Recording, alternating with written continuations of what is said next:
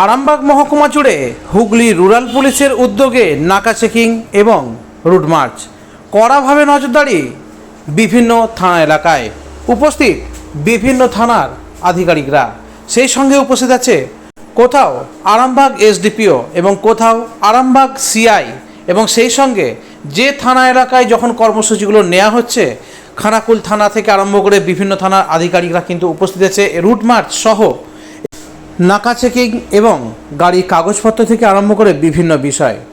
পুলিশের একটাই লক্ষ্য, যাতে কোনো অবৈধ জিনিস এক প্রান্ত থেকে আরেক প্রান্তে না পৌঁছায়, এবং যাতে রাতের অন্ধকারে বা দিনের বেলা কোনো রকমভাবে কেউ বেআইনিভাবে কোনো কিছু পাচার যাতে না হয়, তার দিকেও লক্ষ্য নজর কিন্তু হুগলি রুরাল পুলিশের। রিপোর্ট নিউজ অগ্নি।